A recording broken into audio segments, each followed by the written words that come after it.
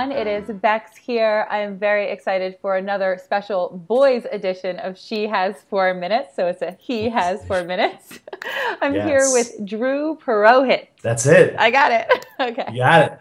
And you're going to be talking about your daily rituals. But first, I want to read your illustrious bio very quickly. You are an entrepreneur and author. You are the CEO and co-founder of the Clean Program, a health and wellness company. And every year, over 100,000 people and a bunch of celebrities take the Clean 21-day cleanse to feel better and build long-term lifestyle changes. You are also the contributing author in 2 New York Times bestsellers, Clean Gut and Clean Eats. And you are passionate about family, community, and making introductions. That's me. That is wonderful. I love making introductions too. It's like awesome. The thing that makes you feel so fulfilled when people become friends and make money together and all that good stuff. It's really the #1 way to grow your own network and contribute to the growth of others is really making introductions. And I learned that from a friend of mine, Michael Simmons, and a book I read by an author named Keith Ferrazzi. He's written an incredible book. It's called Never Eat Alone. And it's really about the power of that. So yeah, huge part of my life. I wish I could make all of my money doing that because it's the most fun thing I do. I love when I work primarily with women and I get women together and I see them creating new things. I have 3 women that I introduced on a retreat in Puerto Rico right now. You know one of them, Rachel D'Alto. Yes, love Rachel. She's awesome. I love her so much. So let's get into your daily rituals. The things that make you feel... Could I chime in on one thing that you just said? Yeah. I think that ultimately, really at the highest end of it, when we're operating our best, we're almost getting paid to make introductions because our network and the growth that happens in our own businesses comes from that. It's not as immediate, but I look at all the things in the last couple of years that it's contributed to the biggest part of my company's growth. And it started by one introduction, which led to another, which then somebody reintroduced me to somewhere else. So in a way, I kind of see you as getting paid for making introductions. No, that is absolutely true. And there's lots of ways to get paid. There's cash, there's exposure, there's personal gratification, and it does cover all of those bases. I know that when I have been thought of so many times because I have thought of other people, like things that they're going to be good for, and I place them in places where they'll succeed, and then they do the same for me back all the time. So, yeah, way to grow your network. Make introductions, make friendships that last, all of those good things. Now we're going to get into your daily rituals. Now let's do it. For balance, the ever elusive balance, does it really even exist? You're going to tell us. I don't know. I think there's a lot more smarter people than me that have probably chimed in on that. But I'm not so hung up on the idea of balance. And I do certain things every day that make me feel good. And probably sometimes if you're checking me on certain days, I feel more balanced, and certain days I feel less balanced, but I'm also not scared of being unbalanced. I'm not scared of that. I don't have the fear of it. I think what happens is what I know for sure, and that's the only thing that I can comment on, is that when I do the things on a daily basis that make me feel good, I feel good. No matter how crazy life is, no matter how topsy-turvy it can be or how much stuff is going on. And even when things are incredible and my business hits new records or something happens in my life, where just the other day I got an email from a music artist, well-known guy, who wrote me and said that the work that I've done through Clean and the writing that we have has made an incredible difference, like probably the biggest game changer in his life in the last few years. And it's like, I can have moments like that, and I can still, if I don't do the things that make me feel good on a daily basis, the next thought might be, oh shoot, I'm still behind. Why can't I do more of these? I should have more people writing me or this. So that's what I know, is that when I do the things that make me feel good, I feel good, and I'm not so focused on the concept of balance. Yeah, no, that's perfect. It's just allowing for the perfection of every moment in the moment, and not getting hung up on ideas or ideals or goals. Just whatever feels good is good, right? Yes. Unless it's Doritos, and then it's not all right. I'm sure for some people that's all right too. I always say you gotta get dirty to get clean. Oh. So I'm just I kidding. usually do not have the privilege of knowing people's their routines before the video, but you sent yours over and I'm super excited about them because they're actually really good. I mean, for Thank a you. guy, you did a good job. Thank you. My So mom will be proud. so the night before, you get good sleep. Sleep is so important.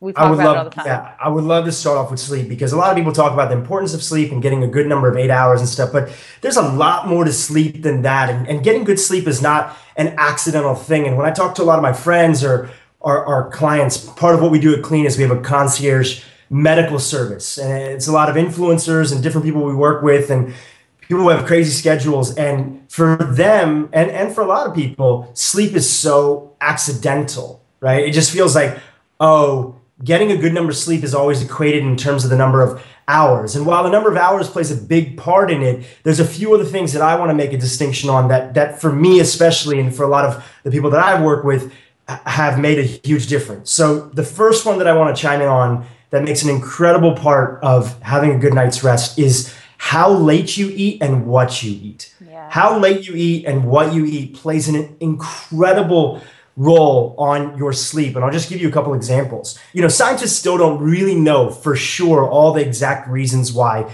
we go to sleep. I know that sounds so basic, but it's like we don't know all the things that happen in sleep. But what we do know is that your body goes into a deep repair process at night. There's like dumpster trucks that go through your neurons in the mind and the cells in the brain, and they take out the trash. Same thing happens in your cells, and it's a rejuvenation opportunity. And when we eat a really heavy meal right before we go to sleep, our body is spending all night digesting, or a good portion of that time digesting. And when we only have certain energy levels in our body, the more time we spend digesting, the less time we have for repair. So you could end up getting 10 hours of sleep and wake up and feel like, oh my God, I still just do not feel rested. So that's an important thing. And of course, in the topic of what you eat, the foods that you eat, if you're going to eat anything heavy, processed foods, you know, those are the foods that cause the biggest challenge. A lot of gluten, dairy, you know, drinking really late at night. Doing these things on a regular basis are the stuff that consistently throw off sleep. So that's the first thing. Anytime I'm working with somebody on their sleep, that's the first thing that we bring in. How much time do you recommend before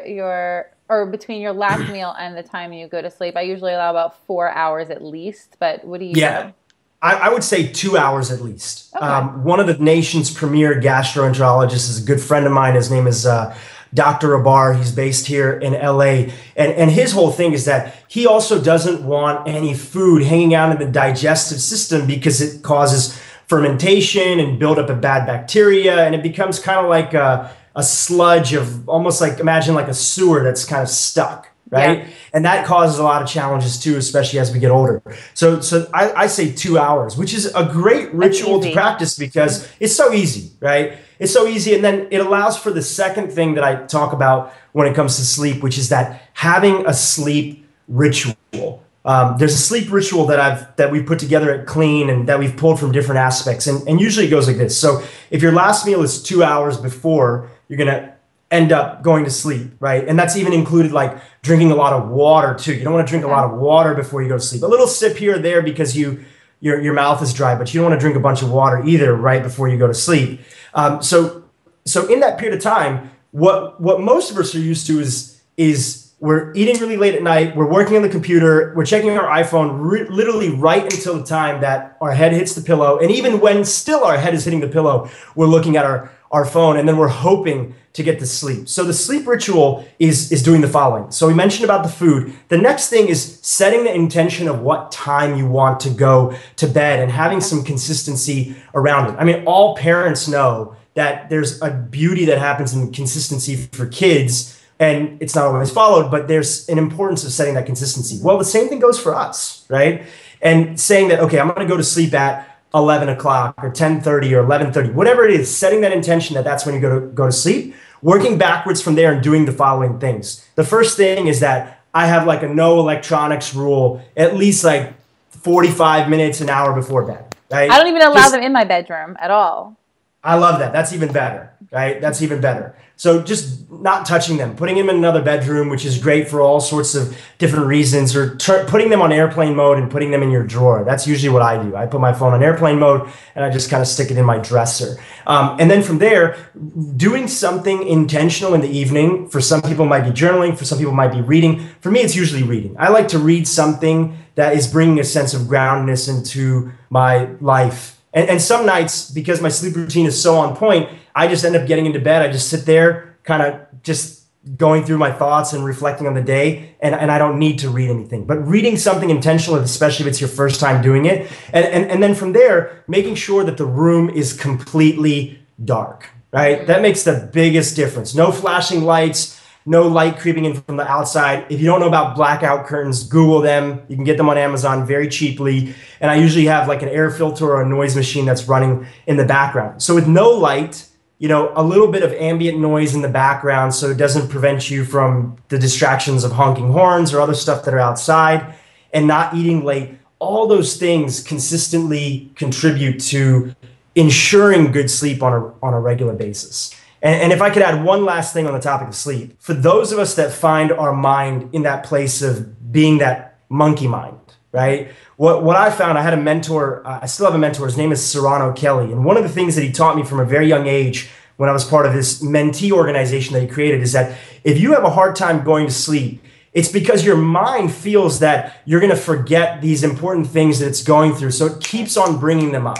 So how can you just take out a piece of paper, write down all the freaking random thoughts that are just showing up? And then again, I stick in a dresser drawer, I close it, and I just sort of like toss out, tomorrow's another day, right? I have an opportunity to get to those things. If we don't acknowledge the anxiety that is driving our thoughts and the persistent thoughts on a regular basis, it's hard for our mind to begin to quiet itself. So I love it. Those are all things. I do the same thing. It's out of my mind and onto paper, and then I can put it aside and worry about it another time. It's not for that moment. It's time for me to sleep. I love it.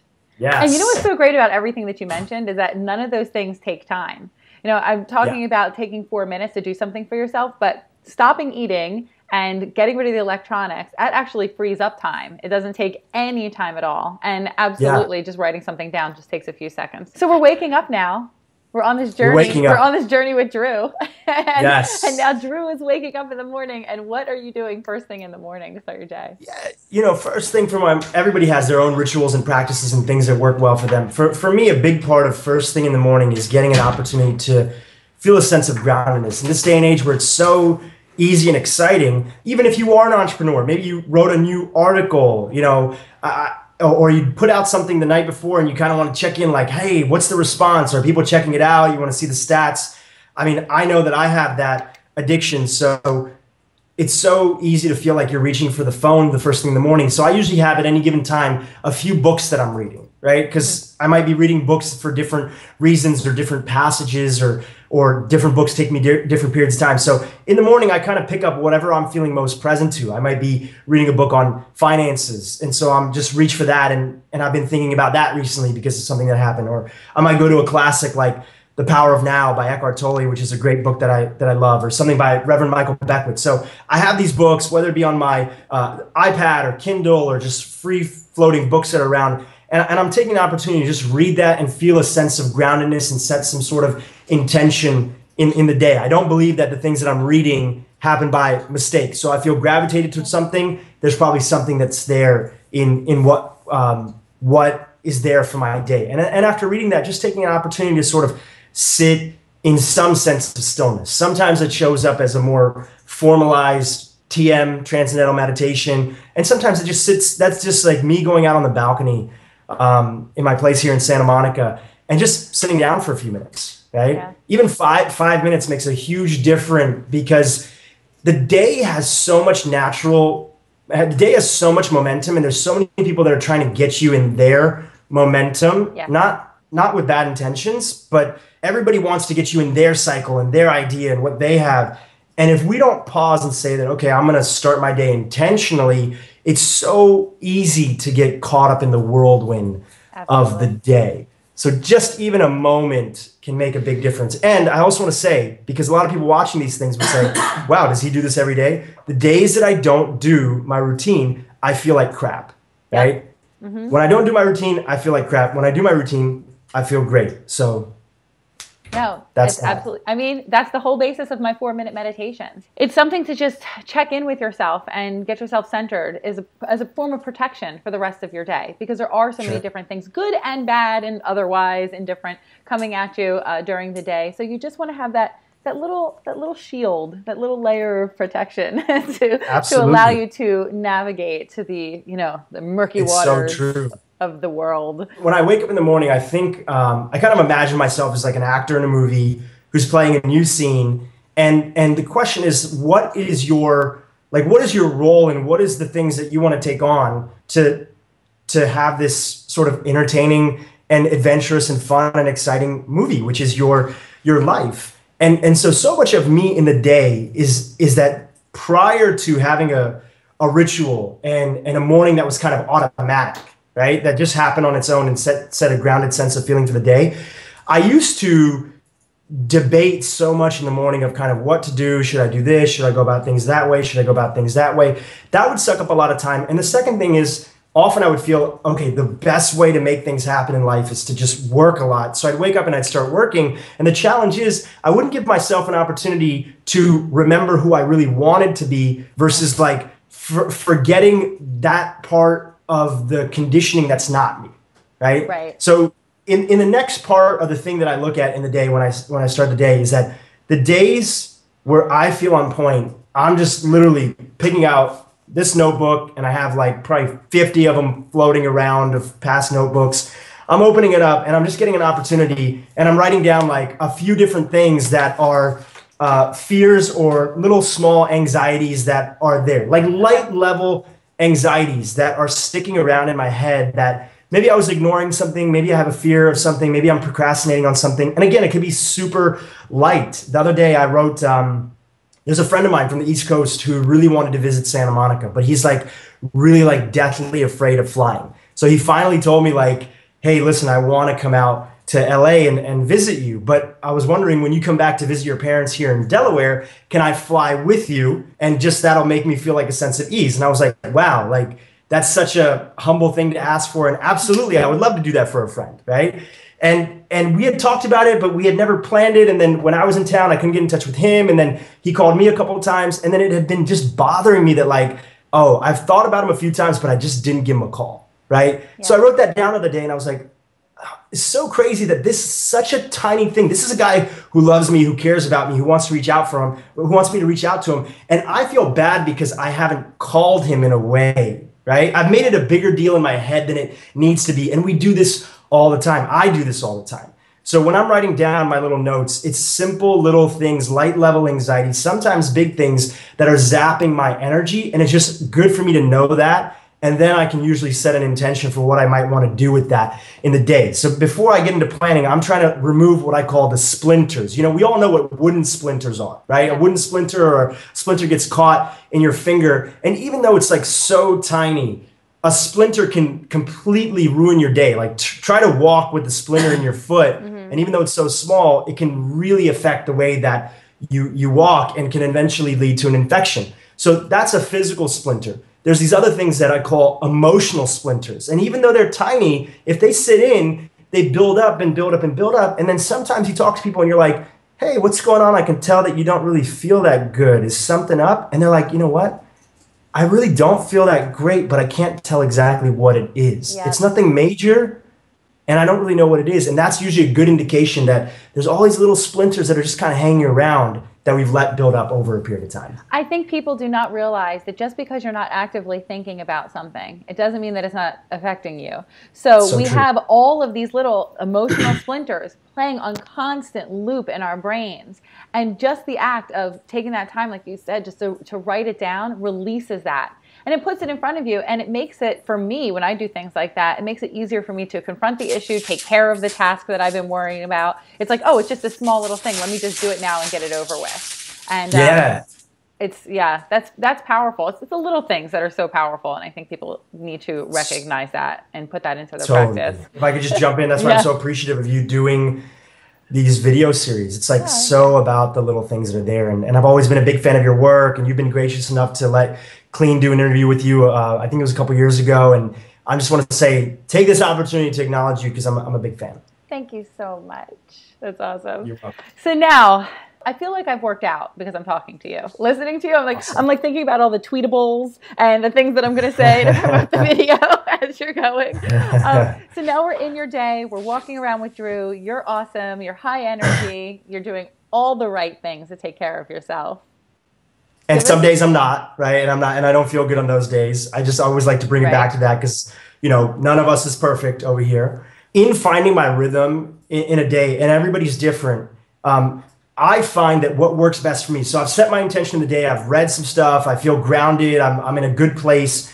What I know is that taking care of myself also for me means eating earlier in the day, whether that's having like a big shake or something to like provide me sustenance, because I tend to be like go, go, go, go. Mm-hmm. And if I don't have that good quality, you know, plant proteins and saturated fat in the morning and that sense of like that fuel that powers me, I hit that slump where by about 12 noon, because I have a tendency to go, go, go. And, you know, we have 25 plus team members and a lot of products and projects that we're managing. I can easily forget to, I can skip that morning meal and not be in a good place, right? So to me, waking up early in the morning, setting intention, writing down fears, and then eating a really nice breakfast. A lot of the doctors that I work with and that support our work, Dr. Younger, Dr. Frank Littman, Mark Hyman, one of the things that these doctors teach out there is that breakfast and lunch are really the bigger meals of the day, and keep dinner as a smaller meal, which goes back to my earlier point about sleep. So breakfast to me in the morning is like a good sized meal that gives me the fuel that I need to get everything else happening later on. I eat like a queen for breakfast, and it's so funny that you say this in this interview because we got on at 1 o'clock, so it's 1 o'clock here on the East Coast, and around 12:30, I was telling my husband, like, I do not feel good about life today, and I don't know how many more interviews like this I could do, because I did 2 this morning, and I'm like, they really take my energy, and I'm going on and on. And then I realized it's because I woke up, got right into my day, and forgot to eat. And it makes a huge difference. Breakfast is my whole thing, and it's always the biggest meal of the day for me. So I load up, I have a fantastic day, I'm full of energy, it sustains me. I do not drink caffeine. So all of you people who think you need coffee, you do not, because I go without it, and I have all the kids in the business and all that. And dinner is always, or I try for it to be the lightest meal of the day, and I sleep really, really well. Like I'm out and I have a good night's sleep. So you're right on that one. Of course you're right. I love it. I love it because it's something that we can, you know, you don't have to believe me and your viewers don't have to believe you. They can try it, right? Yeah. These are all beautiful little experiments that you can try. So try having, you know, a breakfast in the morning where, you know, let's say, you know, like what people normally look at is like cereals and bagels and other stuff. I say actually start thinking more towards like, if you eat meat, like think of like good quality, like chicken sausage or turkey bacon that you can have with a ton of vegetables, right? Like bok choy, and make a little stir fry. And the whole thing like will take you maybe 5 to 10 minutes tops, or some eggs if you eat eggs in the morning, or a nice big shake that has some good plant protein, you know, heaping scoop of like coconut oil and other vegetables and greens inside of it. The greens, the good saturated fat, the protein, that's your fuel that puts you in a place where, you know, even if you do drink coffee, you're not relying on the coffee, right? You're not relying on the coffee. Mm-hmm. It's not like, oh, I didn't have my coffee, I can't function today. Like that's a major alert that something is wrong, right? And that's why I stopped, because I was relying on the coffee. It wasn't something that was just a beverage that was pleasurable for me. It was something that I felt like I needed, and I was needing it, and the withdrawal was terrible. And I was like, all right, this is not a thing for me to go back to. So I'm off the coffee. I don't judge though. You can have coffee if you want. Some of the key things, you know, me and my friends are always, I have a group of friends, we're all entrepreneurs and we support each other. And we're always talking about, okay, even though we've all had success at different levels from the external world. What are the things that happen on a daily basis that really make us feel grounded, right? Like knowing that the long-term impact of what we do feels right to us. So to me, that comes down to a few key items. The first one that I'm going to touch on is what we talked about at the beginning of the interview, which is a sense of community and really the importance of introduction emails. I had just dropped out of college at the time. This was like in 2003. And I was just trying to figure out, I had this business that I was working on, but at the same time too, I felt like I was way in over my head and I didn't have the right contacts and the right mentors. And I met a young guy who was just a couple years older than me. His name is Michael Simmons, and he ran a company called Extreme Entrepreneurship. And he wrote a book for a guide for student entrepreneurs. And I read it. And one of the most important things that I saw in that book, and that I saw Michael, who's a good friend of mine today, practice in real life, is the importance of making introductions. And he said, if you ever feel like you're alone in something, if you ever feel kind of lost, if you ever feel that you would want to have a greater circle of friends or be in touch with people who have influence in areas that you don't, the number one way to start that and the number one way to contribute to the people that are in your network is to introduce somebody that you know to somebody else in your network that they could greatly benefit from. And by making a regular habit of that, your own circle of influence continues to grow.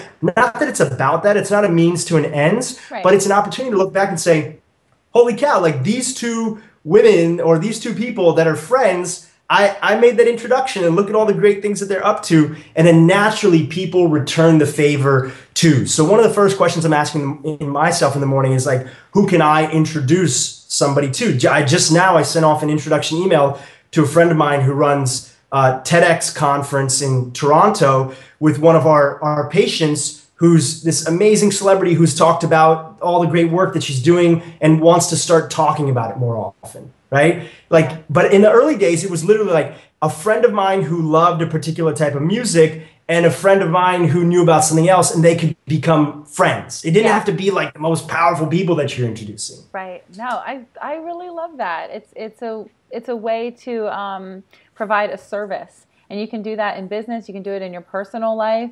And I think service is the most wonderful thing. It's why we're here. Other than to just connect with each other and learn from each other and love each other, to serve each other. So that's super. You're such a good guy, Dhru. There's so much. Best. There's so much stuff in this video, and what's most exciting to me, and I mentioned it before, is that it's not really about creating more space in your day to do something. What you've done is just be more mindful about the things that you're already doing. You're already eating, you're already sleeping, hopefully, right? Yeah. So you're just creating a mindfulness practice around that and just being more purposeful in the things that you're doing. And it's amazing. It opens space for creativity, for love, for success in business. I love it. Yeah. And the hope is that, the way that I crafted my own routine is the way that a lot of your viewers and yourself have done your own.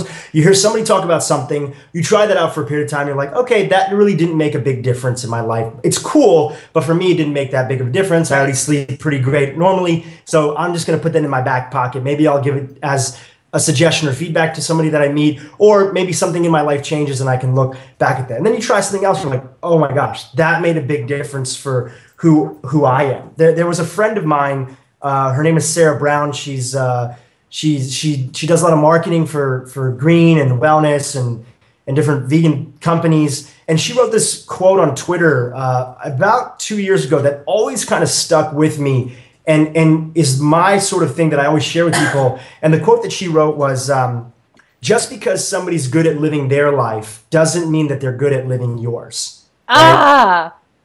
That's such like a beautiful quote, right? Like just because somebody's good at their life doesn't mean they're good at living yours. So my routine and your viewers' routine is going to have to be a hodgepodge of what is right for them. And the only way to do that is experimentation. We have to have the courage and we have to set the time aside for experimentation and reflection. You experiment, you reflect, you experiment, you reflect, and then you find what works best for you. And so in maybe another 2 years, if we ever have the chance to do an interview again, maybe there's other things that are here And I'm going to encourage that and welcome that. And I know your viewers are too. I love that. I tell people every day, be your own guru. And gurus are great, and having teachers are great. But you don't have to follow every single thing they do for them to be a great teacher for you. And you can have lots of teachers. You can draw from lots of different people's experiences, different books, different magazines, wherever. Just grab information that feels good to you. Try it out. It's perfect. And if it works, great. If it doesn't,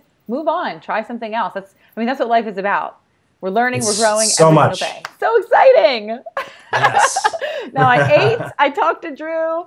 I'm so amped for my day. Thank you so much. You were incredible today. You gave people so much stuff to think about. And I hope for all of you who are watching this video that you will absolutely leave your comments and your questions below, because I'm going to make Dhru come back and answer these questions. I would love to. Bring them my way. And again, big fan of everything and can't wait for the book and all the future projects that you share with us. You're a shining star in my book, for sure. Oh my gosh, thank you so much.